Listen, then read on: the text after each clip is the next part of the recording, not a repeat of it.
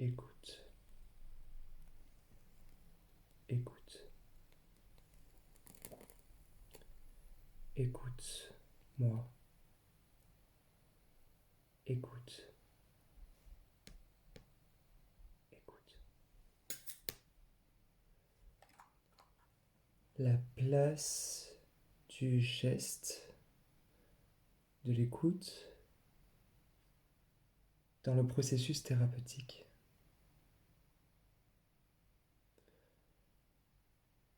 Ma recherche, elle s'est focalisée sur l'écoute, vue comme un geste, dans le cadre d'un traitement médical. Pour cela, la lecture comme geste de Barbara Formis et de Julie Perrin a été le point de départ qui m'a permis de réfléchir sur le sujet, ce qui a emmené ma réflexion sur l'écoute, la thérapie et l'étude du geste dans le domaine médical. Comment ce geste peut-il avoir un réel impact sur la guérison d'un patient?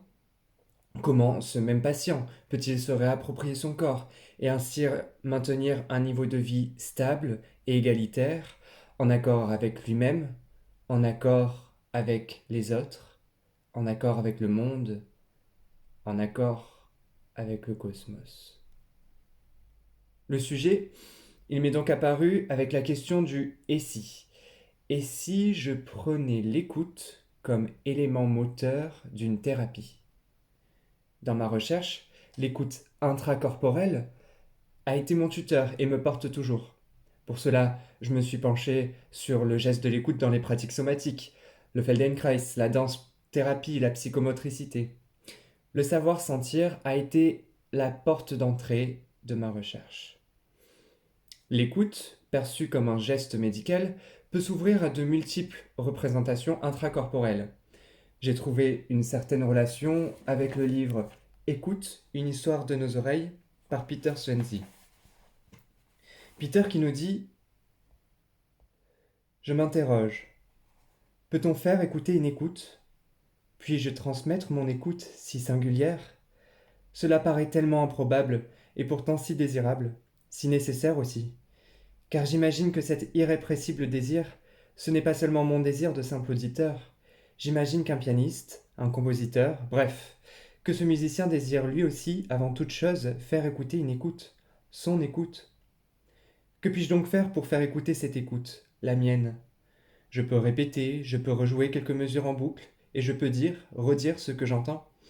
Parfois j'y arrive, parfois tu m'écoutes écouter. Je t'entends qui m'écoute écouter. Mais c'est si rare.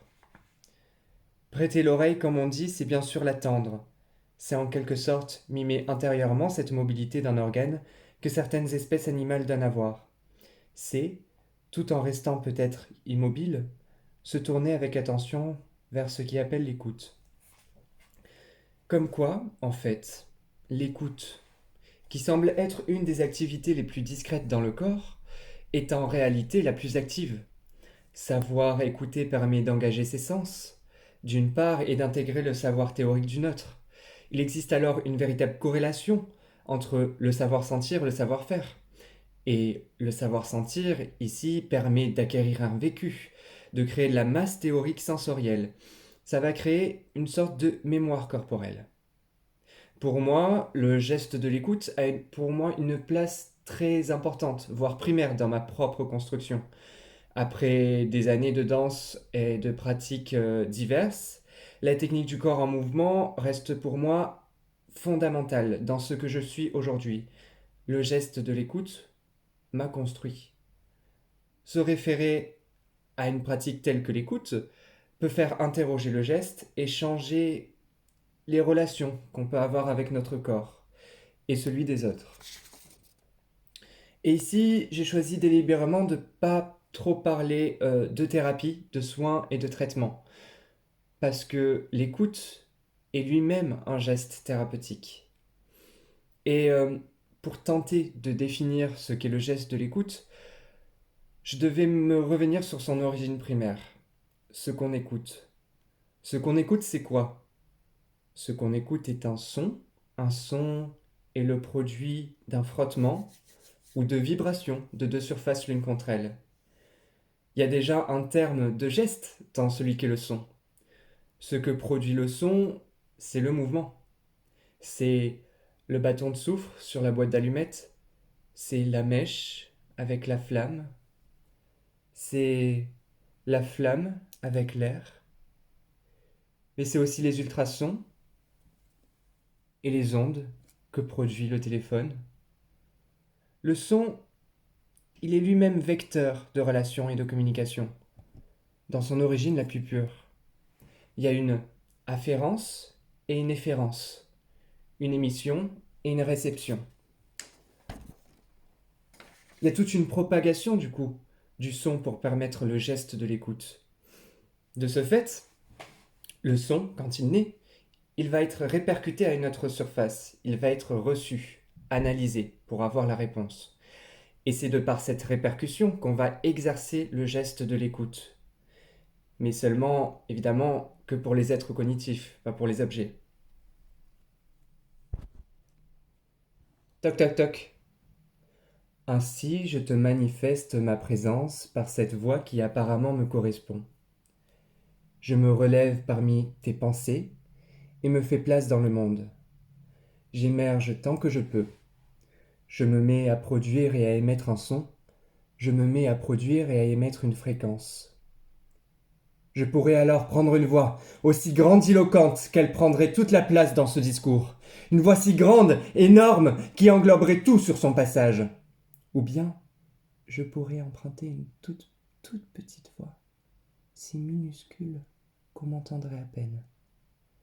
Je pourrais aussi te caresser doucement en te chuchotant à l'oreille. Ou te dire des mots qui font peur, des choses qui te font trembler d'effroi. Ou bien des mots arrêtés, des mots crus, rugueux, abrasifs. Mais me voilà, je te parle de cette voix qui m'est propre, neutre et sans superflu. Je te parle à présent, et toi, tu m'écoutes. Mais au moins, est-ce que tu me comprends? Ensuite, après cette naissance du son et de ses répercussions, vient se placer le langage.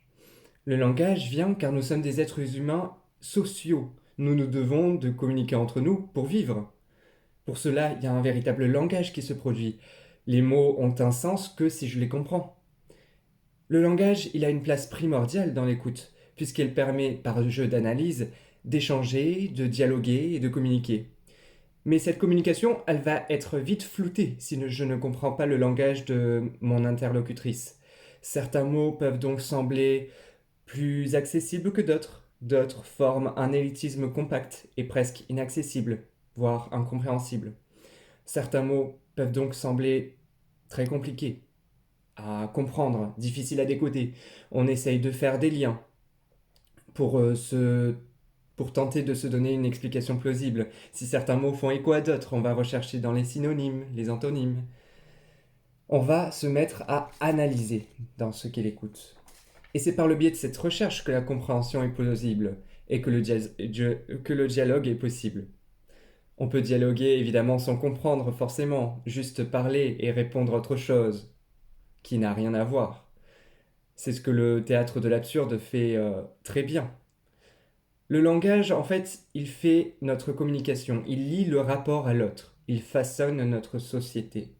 Il y a une véritable sociologie du coup de l'écoute, et anthropologie aussi. Après le langage, vient s'ajouter à cela l'intonation. Ça va donner la fréquence, le la. Ça va renforcer les tonalités affectives. C'est sur ce canal que je vais me brancher mes émotions et distinguer celles des autres. Cela va donner mon empreinte vocale, mon identité, ce qui me rend spécial et me définit par nature. Mais aussi, il y a le rythme. Selon où je vais parler plus vite ou moins vite, on va plus ou moins me comprendre. Ces mesures posées, je peux commencer à écouter quelque chose. Écouter mon interlocuteur parler, tenter de le comprendre et de le ressentir. Mais en termes de sonorité sensitive, le choix des mots est très important et rentre beaucoup en jeu. Il y a des mots si puissants qui semblent résonner en nous. Résonner en nous. résonner en nous. Des mots qui ont une certaine hauteur et valeur selon le degré d'attention qu'on leur porte. Des phrases aussi qui, certaines, peuvent avoir une douce mélodie, comme en poésie. Certaines sont monotones, dictées comme robotisées. D'autres sont directes et concises et vont droit au but. Certaines veulent ne rien dire. Elles s'effacent de leur propre langage. Elles s'envolent. D'autres en veulent beaucoup trop dire et s'éparpillent et se tassent d'elles-mêmes. Ce geste de l'écoute, il est parfois brouillé lorsque la communication se brise à l'intérieur de nous. Lorsqu'on a un mal, on n'a forcément plus les mots, on ne désire plus trop en parler. Il y a aussi le contexte social qui s'y prête. Par exemple, aujourd'hui, avec la crise sanitaire. Peter Romboltz, un danseur et chercheur en danse, va analyser ce problème en le dansant et en observant sa danse. Juste après, il souhaite ressentir tout en traitant un problème. Sa recherche, elle a un grand intérêt pour mon sujet car il rentre dans le cadre de l'écoute et parce qu'il fait lien avec la communication, qui a un rôle majeur de maintien. Ici, la question est de savoir qu'est-ce qui se passe quand la communication est brisée par une distance. Le sujet est très actuel avec ce que nous vivons actuellement, entre restrictions de déplacement, gestes barrières, masques, distanciation. Le geste de l'écoute, il est très très malmené aujourd'hui. La communication est interrompue, mais pas la communication que l'on a avec nous. Elle est renforcée. C'est le fait de se mettre à l'écart d'une problématique qui peut engendrer un repli sur soi.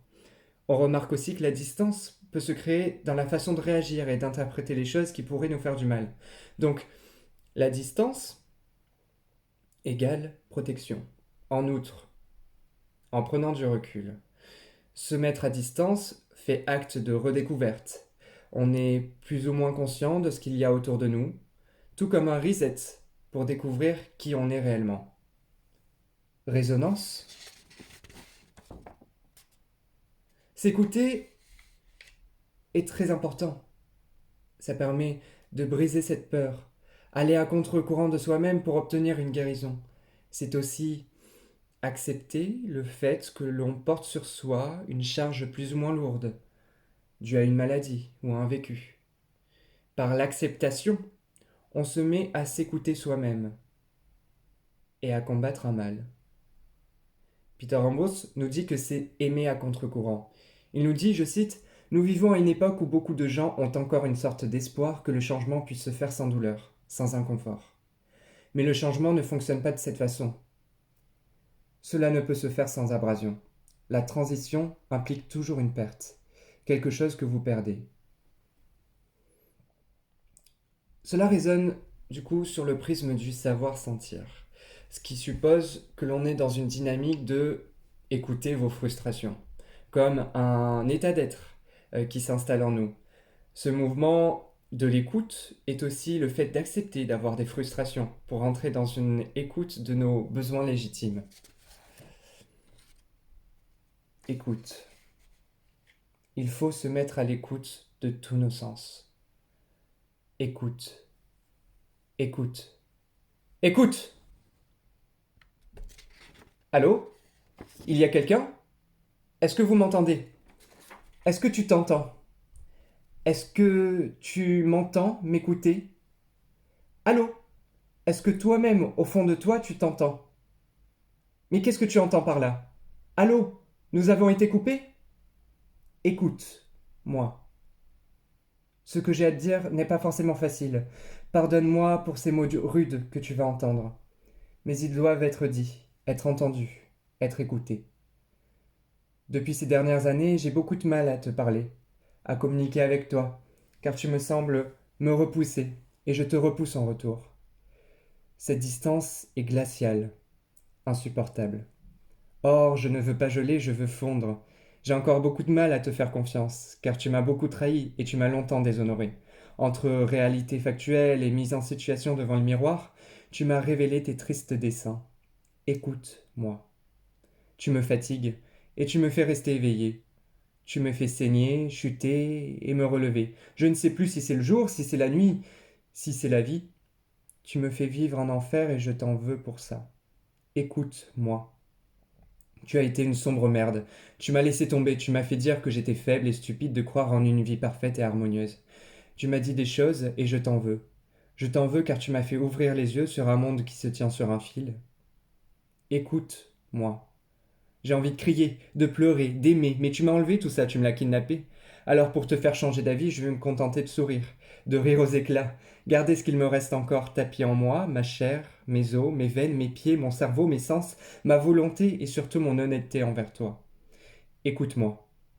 Je ne veux pas me battre contre toi, mais être ton allié. Rejoins-moi. Je ne veux plus être ton ennemi, alors capitule. Laisse tomber. Laisse tomber les armes, car la bataille a toujours une fin. Elle doit se terminer. Pour accueillir ce geste, il faut tenter de faire expérience du sensible. Pour écouter, il faut se laisser faire, devenir passif, certes, mais actif sur l'attention. C'est un corps comme lieu d'écoute. En 1995, l'historienne de la danse énonce: la révolution de la danse contemporaine n'a pas été d'instaurer un corps comme nouvel art chorégraphique, mais un corps comme lieu d'expérience et de savoir par rapport à lui-même et par rapport au monde qui l'entoure. Le danseur, tout au long de sa formation, apprend à jouer avec la gravité. Il se construit tout autour de ça. Par cette qualité d'attention proprioceptive, le danseur développe une attitude de réceptivité et de disponibilité qui contribue à l'effet de présence de l'artiste en situation de performance et serait même central dans le phénomène de résonance kinesthésique entre l'interprète et le spectateur. Il se réfère également au laisser-faire, de la coordination physiologique qui découle de l'attention proprioceptive évoquée précédemment. Laisser faire. Laisser faire. Laisser faire. Mon corps qui écoute. Mon corps est un lieu d'histoire. Laisser faire. Laisse-moi en laisse. Cage de chien en cage encerclée. Comme un oiseau erre qui veut toujours voler mais pas d'aile. Pas d'aile, à l'aide, au secours, pompiers, allo 115, au 13 boulevard Jean-Baptiste Poquelin. Molière qui fut affabulateur, comme La Fontaine, Aix-en-Provence, enfance, maison, la rue du Cours Mirabeau, le temps d'avant, autant, le vent du soir, brise estivale, soleil, la cour, dans la mer à Nice ou la Ciotat, piano, discussion, Camille, devoir, outil, exposer ses idées et les mettre au clair pour ne pas sombrer. Si la nature sombre, je tombe aussi. Et je tombe, mon corps aussi. Paradis et Dante qui m'accompagnent avec Virgile dans ce chemin enquête de la vérité, brigade policière menant vers la victime. Le sujet était un individu de race française. Outre la mesure et le temps musical, l'événement, pourquoi pas ce serait une idée ampoule, fantastique, merveilleux, lumière, époque historique, savante et savant. Important tournure intellectuelle des années 60, révolution de mai 68, guerre Vietnam, corps décharné et bombe à eau, piscine, herbe autour du jardin de Pâques, œufs de poule cabanon au bord de mer, paisible et impétueuse, ressac, débordement, frontières, cause climatique. Laisser faire. Revenir au laisser faire chez les danseurs.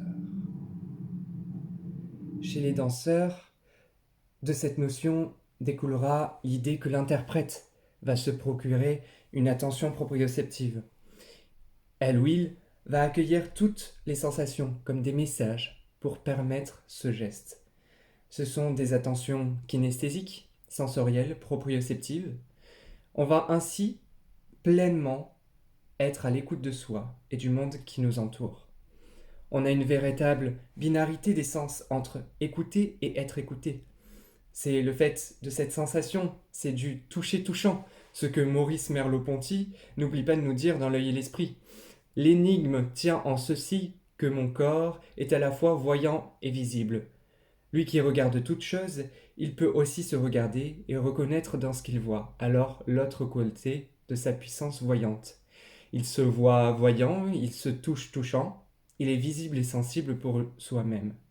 Un soi, donc, qui est pris entre des choses, qui a une face et un dos, un passé et un avenir. Michel Bernard le reprend dans Sens et Fiction ou les effets étranges de trois chiasmes sensoriels. Il définit alors ce chiasme comme étant intrasensoriel. Ici, tout comme un ruban de Möbius, on va toucher et être touché, écouter et être écouté. On va ainsi percevoir ce changement de tonalité dans notre corps en danse. On voit et perçoit en nous ce chiasme sensoriel. Il façonne un état d'être au sens littéral et donne à voir une présence beaucoup plus active dans notre corporeité dansante. On va produire un mouvement beaucoup plus fin. Chez Wilfrid Piolet, par exemple, on va isoler le pas pour mieux goûter à l'observation générale, écouter son corps. Elle nomme cela contemplation dynamique. Les exercices de barre flexible en sont des outils primaires et majeurs pour permettre d'établir cette fine approche. Ainsi, le geste de l'écoute, dans le milieu thérapeutique comme en danse, il se réfère à ce lâcher prise. On va se mettre dans un statut de réception. Nous sommes à la fois émetteurs et récepteurs, efférents et afférents. Mais parfois, quand on écoute, on peut penser à autre chose et rêver, inconscient. On se met à écouter son imaginaire. Je me suis réveillé ce jour-là, encore une matinée d'été à en perdre le temps, à déboussoler les minutes qui filent à une vitesse succincte. Mathilde, à mes côtés, semblait se reposer quelques moments, apaisée comme sont les visages des enfants lorsqu'ils dorment. Une douceur si sensible, comme de la soie, s'émancipait de son visage et parcourait tout son corps. Dehors, une lumière chassant toute obscurité faisait surface. L'orage et la pluie d'hier ayant été chassés, un soleil recouvrait les toitures et les ruelles de Montpellier. On y ressentait la chaleur qui, doucement, s'installait dans le petit appartement de ville. Mes yeux se perdaient soudain dehors. Le ciel était d'un bleu si profond, un bleu unissant le monde. Je songeais à l'été, à mon avenir. Un autre jour, nous partions à l'aventure, nous étions à cheval sur notre vélo, s'agrippant au guidon, dégustant le vent et le soleil. À Villeneuve-les-Maguelones, le temps semblait s'arrêter, les cigales chantaient, l'air étalait sa chaleur sur nos peaux. Nous étions heureux. Imaginez, nous prîmes un sentier abandonné, perdu au milieu des broussailles, quand soudain, notre vision s'exaltait au monde. Peu à peu, nous nous retrouvions sur le bord de l'eau. Une palette en bois, faite pour nous deux, semblait nous attendre. À quelques dizaines de mètres, vivait une horde de flamants roses, qui semblaient chercher de quoi engloutir de bons poissons frais. Le vent d'est soufflait dans nos cheveux et faisait s'envoler quelques brindilles. Le soir, nous partions dans un domaine viticole, festoyé comme bon nous semble, au rythme de la liberté et de l'amour. Et ça, c'était beau. Mathilde était heureuse, et je l'étais en retour. Nos deux corps, empreints d'aventure, laissaient paraître tout l'amour. Les joies de la terre nous souriaient enfin. Nous étions à l'écoute du monde. On a diverses façons de le restituer, ce geste de l'écoute. Marcella Santander a une écoute performative et chorégraphie la pièce Kairos et Concha. Mais c'est aussi un dispositif sensationnel, une conception chorégraphique d'Isabelle Ginot et de Julie Nioche en 2013. Ce dispositif propose d'explorer une relation singulière. À partir d'un constat, regarder la danse, c'est la sentir un peu. Le spectateur est ainsi au centre du dialogue entre les deux danseurs, entre ce qu'il regarde et ce qu'il ressent. Le spectateur est aussi un danseur. Au sein de l'association M, la chorégraphe Julie Nioche et ses partenaires travaillent énormément à partir des pratiques somatiques. Techniques douces qui permettent de travailler l'éveil sensoriel sans brusquer la personne. Les pratiques somatiques permettent aussi la capacité à sentir et à comprendre son corps, ce qui rentre totalement dans le geste de l'écoute. Écouter le moi. La force de ces méthodes, je cite, la force de ces méthodes somatiques que connaissent bien les danseurs, c'est qu'elles sont adaptables à tous les corps, le corps indemne comme les corps meurtris. Elles permettent de travailler avec les personnes en grande difficulté, physique, mentale ou sensorielle. Mais cette expérience, on peut le retrouver de partout. On peut le retrouver notamment en danse de couple, avec les partenaires. Il y a une écoute du corps qui est spontanée. Je m'écoute et j'écoute le partenaire. Cette écoute corporelle est interactive et rentre dans le jeu du don contre don. Qu'est-ce que tu me donnes en retour pour que j'établisse cette relation? En soi, le geste de l'écoute, qu'est-ce que c'est? Il est inscrit dans cette binarité des sens, à la fois passif et actif. C'est se rendre disponible, c'est être ouvert. Il y a différents lieux d'écoute. Par exemple, en peinture, en littérature, il y a une écoute insonore. Le son de l'auteur se répercute dans nos pensées. On a une véritable imagination ou une mise en situation. Le langage de l'écoute insonore en peinture et littérature, le langage est ici les couleurs et les références. En musique et en chant, on a une écoute sonore et perceptive. Le langage et le son, la hauteur, les tonalités. Les... En théâtre, on a l'écoute des mots. Le langage, c'est le langage de la langue. Et en danse, on a l'écoute kinesthésique. C'est le langage du corps en mouvement. Le geste de l'écoute, c'est une proposition de mise en corps pour permettre au son, qu'il soit bon ou mauvais, à l'intérieur de nous ou à l'extérieur de nous, d'intervenir. C'est se laisser faire pour être parcouru par une vague d'informations. On va avoir des ressentis physiques et psychiques entre conscient et inconscient. Car écouter, au final, c'est aussi comprendre. Écouter, un maître mot. Condition peut-être d'un vivre riche, lumineux, équilibré, le plus intime des sens. Écouter avec les oreilles, écouter avec les yeux, écouter avec la peau, écouter avec le cœur. Écouter dans deux directions,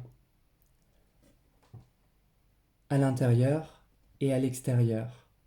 Écouter à l'intérieur de soi, attentif, lucide, audacieux. Écouter à l'extérieur, attentif, lucide, généreux. Écouter à l'intérieur pour entendre enfin, écouter pour entendre et comprendre. Révélation, le visible et l'invisible, le dit et le secret.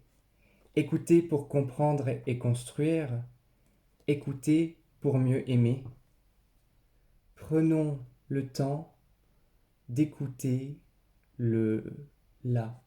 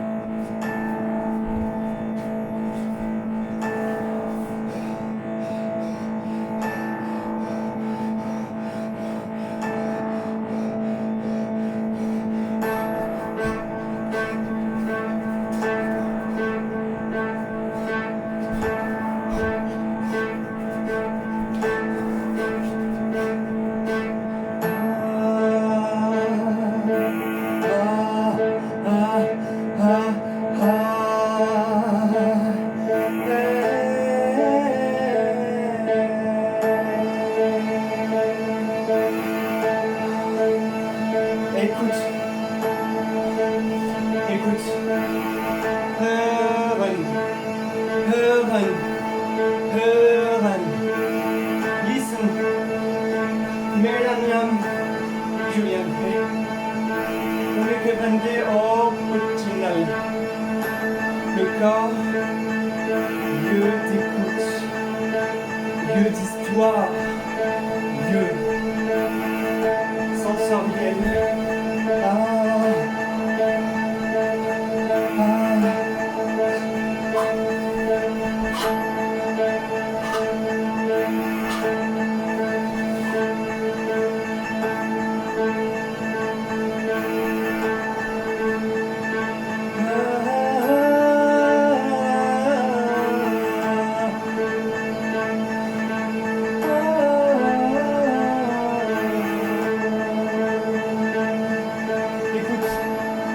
Écoute-moi, écoute, écoute, écoute-moi, écoute. Attention, attention, proprioceptive. Attention, viens. Réception.